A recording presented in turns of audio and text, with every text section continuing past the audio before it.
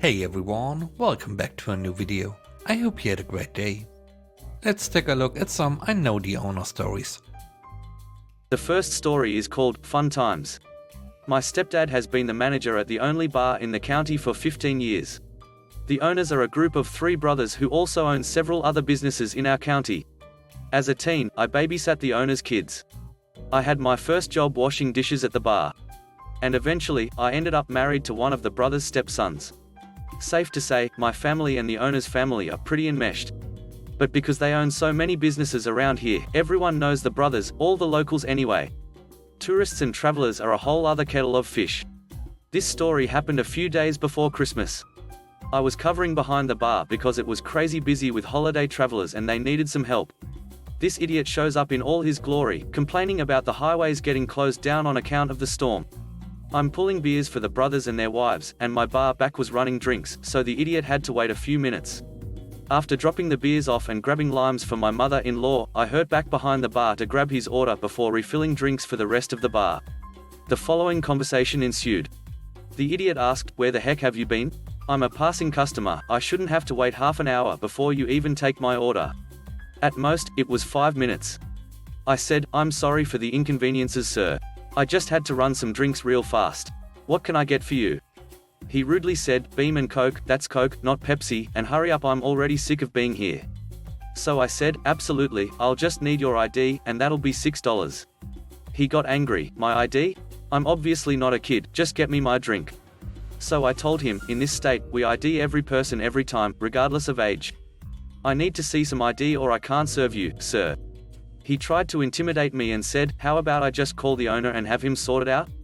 You'll probably lose your job in the process, but I'll get my drink. Do you still want my ID?" So I said, "Yes sir, I still need your ID, and the owner will agree with that." At this point, he actually pulls out his phone and makes a call. I don't know who he called, but it wasn't one of the brothers. I could see their table from the bar. He hands me his phone and an unknown man tells me I need to just serve his friend's drink or not bother showing up for my next shift. I don't have a regular shift, I'm covering the regular bartender as a favor to the brothers. So I laughed at the unknown person and hang up. At this point, my mother-in-law and the oldest of the brothers are watching what's happening. The oldest brother comes over to find out what's happening. He asked, "What's going on over here?" And that idiot told him, "This girl refuses to serve me." I called the owner and the little idiot still won't get my drink. So the owner asked, "You know the owner?" I said, "That was not the owner, idiot." But he tried to stay with his story. "Yes, it was. Now get me my drink and this can all go away." The owner asked, "Why won't you get his drink?" So I explained, "Because he refused to give me his ID." So the owner explained, "Well, then she can't serve you." The idiot wanted to make show power and said, "Do you work here too or are you just being nosy? I can have you fired too." So the owner said, "Oh, right, you said you know the owners." He then yells out to the other brothers, "Does anybody know this guy?" Now everyone in the bar is looking because the brothers are not people you don't notice yelling in a small space. The other brothers look confused and say no. So the owner said, "And I don't know who you are either. Either hand over your ID or get out of my bar." The idiot then throws a fit and is eventually physically removed from the bar by the younger 2 brothers. Fun times people, and so much stupid. The next story is called, You Are the Youngest Son? A few years ago, I was working for my aunt in the 2 convenience stores she owns in town. It was a temporary thing that stretched 2 years and every day was the same, punch in, work, punch out. My father was pretty well known around town for all the years he worked in automotive as a parts store manager, mechanic, and parts manager. One day, I was behind the counter, waiting on customers and someone came up to the counter. As I was scanning their items, I noticed they had a fountain drink, so I went to ring it up and I'm interrupted. The customer said, "I'm family, I get these for free." So I asked, "Okay, what's your relation to the owner?" Mind you, I know my aunts, uncles, and cousins very well, but not their kids. And considering that I'm about 20 at the time and I was one of the younger ones.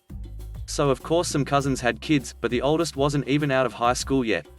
He looks me straight in the eyes and says, "I'm Brett. Brett is my father's youngest son."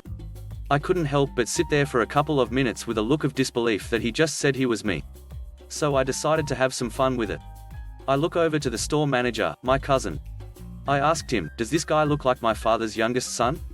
She took a moment to get a good look at him and asked, "He's your father's youngest son?"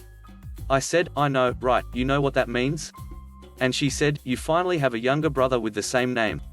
The customer just sat for a moment with the most confused look on his face, mixed with a good amount of shock, not seeming to realize the name on my name tag in big bold letters that read Brett. I looked over to my coworker and said, "You hear that? I have a younger brother with the same name as me, isn't that great?" And the coworker said, "That's great, but he looks a bit old to be your younger sibling."